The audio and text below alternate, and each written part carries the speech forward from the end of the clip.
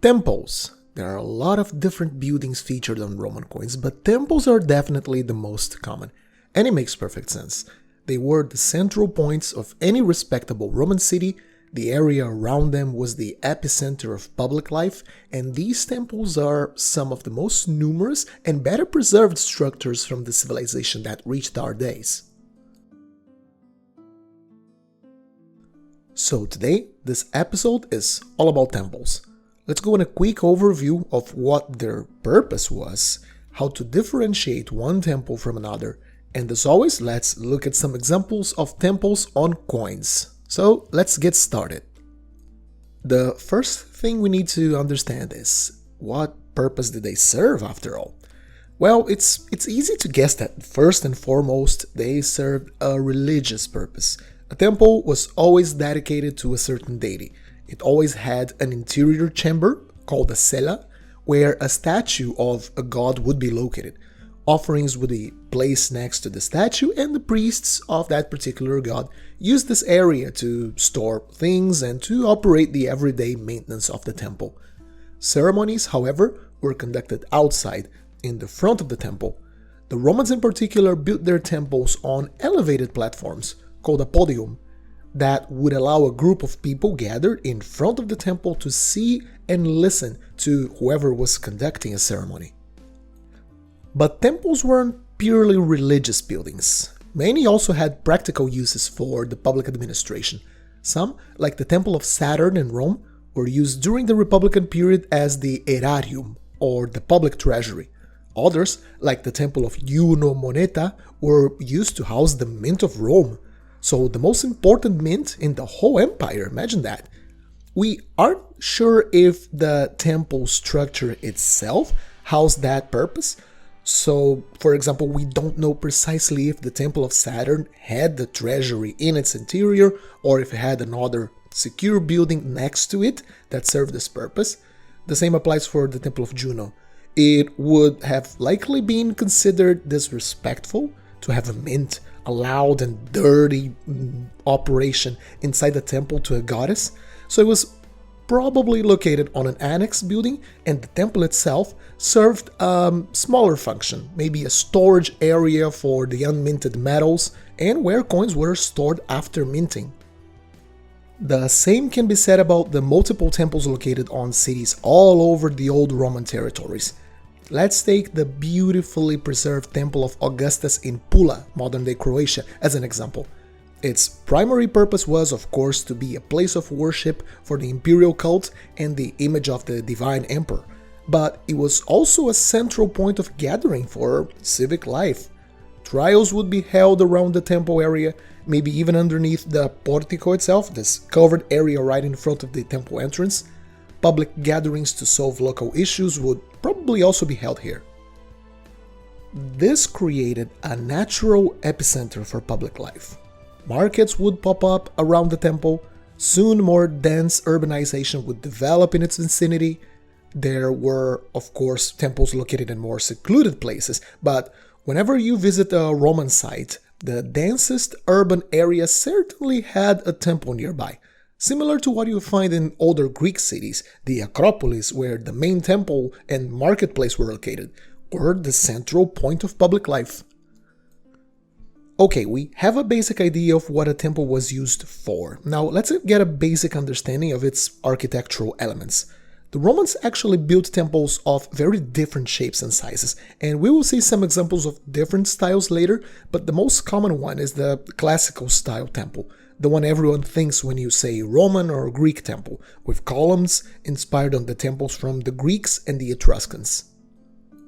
So, having an overall look, let's start with the base. Roman temples were built over platforms, called a podium, that elevated it over the other buildings and the overall level of the street. That's why you always find a small staircase in front of them. At the inner part of the structure, we have the cella, this central chamber where the statue of the god temple was dedicated to was located at. All over the structure, we have columns, which can be freestanding or integrated into the cella, and the back walls of the temple as well. Over the columns, we have the entablature. That's the horizontal section just above the column, which generated received inscriptions like dedications of the temple to someone or to a certain god, and over the entablature, the roof with a triangular shape is called the pediment, usually one of the most decorated parts of the temple, with statues and wonderful mosaics, decorations, all kinds of elements were put there. Although not a lot of these have reached our days intact, but the structure itself is remarkably strong, so you find a lot of temples nowadays with this part still intact. The columns in particular are important for us to distinguish one temple from another. The Romans used 5 different styles, called orders of columns on their temples: Tuscan, Doric, Ionic, Corinthian, and a composite order which mixed elements from different orders, with the Romans having a preference for the composite, the Corinthian, and sometimes the Ionic ones. Temples are also classified on the quantity of columns they have at their front facade. Some rare, gigantic temples were said to have 12 columns, called Dodeca style. Dodeca stands for 12. All the way to tiny D style, tiny local shrines with 2 small columns that served as small centers of worship for small communities. By far, the most common ones are the Tetra, Hexa, and Octa styles, however. That is, temples with 4, 6, or 8 columns at the front facade, and these are the ones we will see in coin form today. As they are the most abundant, it was normal that they showed up more frequently in coin designs. Okay, enough of the architecture lesson, let's go back to numismatics. Since temples were mostly depicted on the reverse of coins, I'm going to switch things up today and show the reverse of the coins first. Let's begin with an octa-style temple. This is a denarius from the year 159 AD, struck during the reign of Antoninus Pius. What we have here is the temple of the deified Augustus. Antoninus is celebrating in this coin some restoration works he made on the temple. Living during such peaceful times, Pius directed a healthy sum of money that would otherwise be spent on war towards restoring the infrastructure of the empire and embellishing older monuments. Sadly, this temple didn't reach our days, but coins like this show us what it looked like. We can see it was an octa-style temple, as we see 4 columns on each side, for a total of 8. At the center, you can see inside the cella where there was a statue of Augustus and his wife Livia. At the podium, we have 2 annexed platforms, probably where statues would be placed. And we also see at the pediment, right at the top, that the temple had a series of statues atop of it. From such a small coin like the denarius, we can't really make out which types of columns this temple used to have. After all, the flan is just too small to add such small details. But on larger coins of the same type, we see triangular-shaped capitals, leading us to believe this was of Corinthian style, maybe of composite.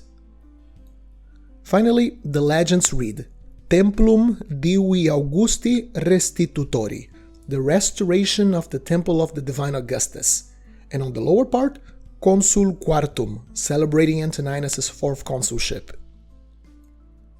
And looking at the obverse, we have the laureate bust of the emperor. Nothing quite special here compared to other similar coins.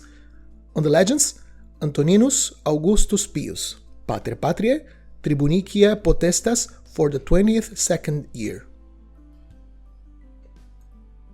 Okay, how about an Hexa-style temple now? This is one of the most underappreciated coins of the 2nd century AD, in my opinion. It's a super common coin, struck around 141 AD in enormous numbers, a posthumous issue of Empress Faustina, the wife of Antoninus Pius, and it shows a temple that you can still visit, a temple that is still standing in Rome. The structure of the temple of the deified Faustina was repurposed as a church, meaning it received constant maintenance throughout the centuries, and you can still see it standing proud at the Roman Forum, around so many other temples that did not have such a lucky fate.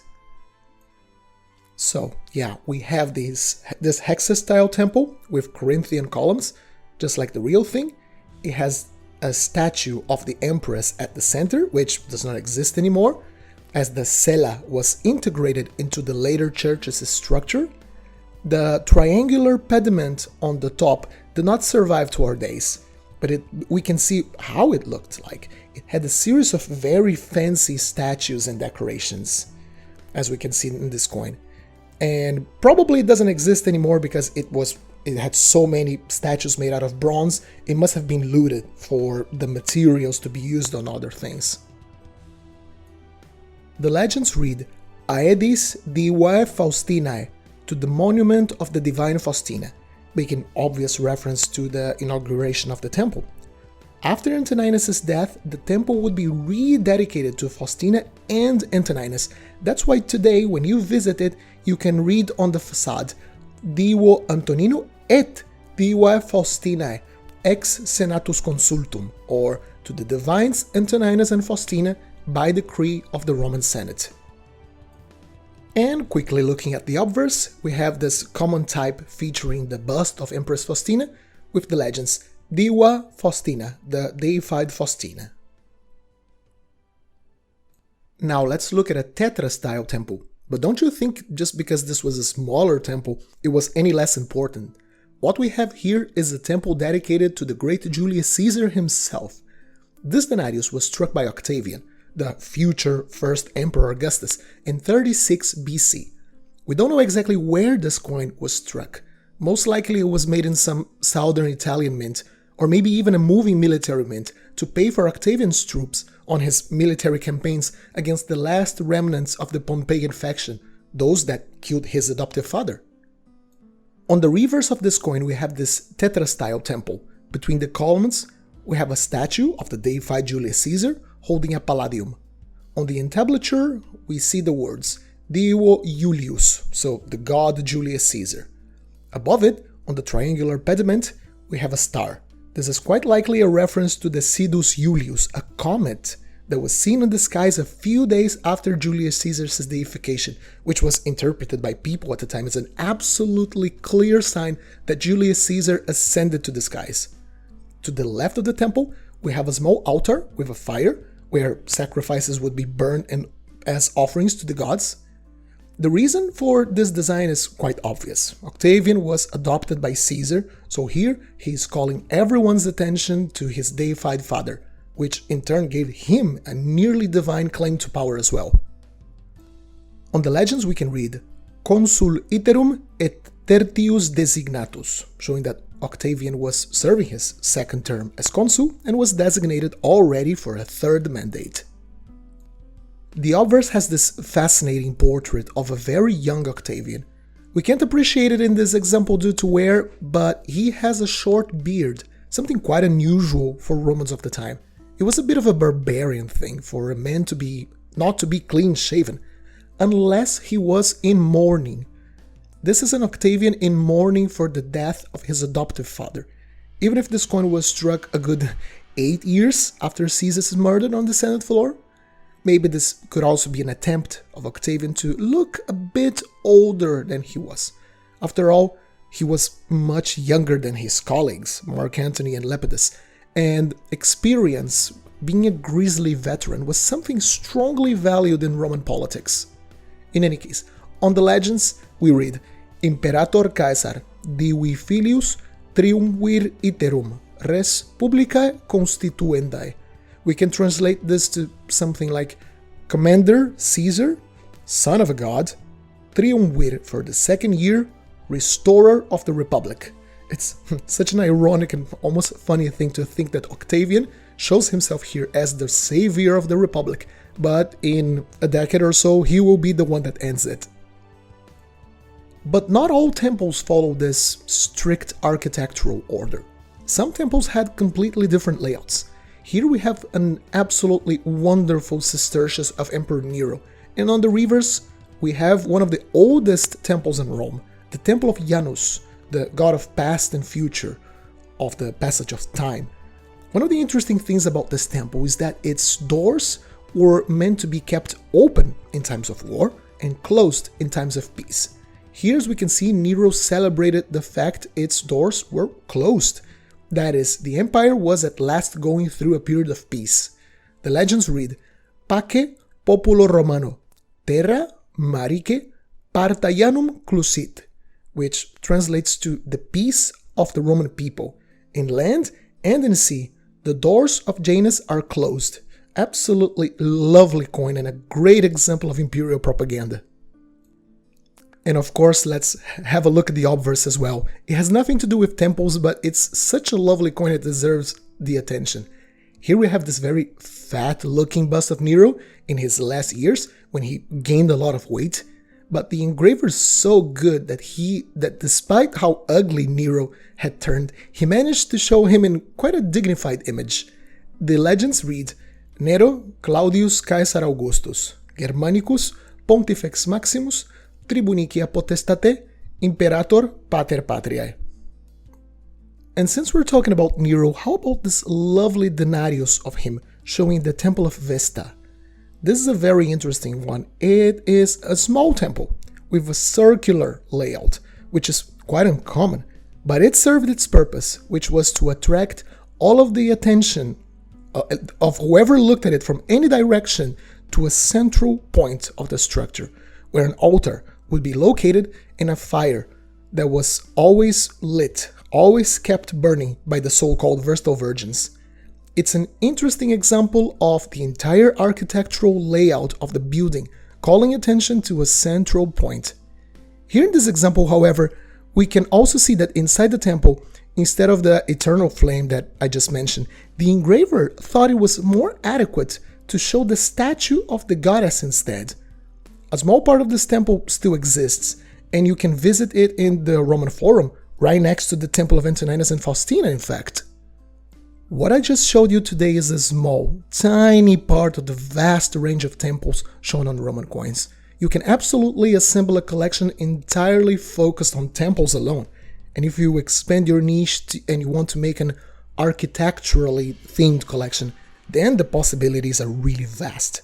So now it's your turn. Tell me, which is your favorite Roman coin featuring a temple? I hope you enjoyed this episode. Leave a like and consider subscribing if you did. Happy collecting, and I'll see you soon.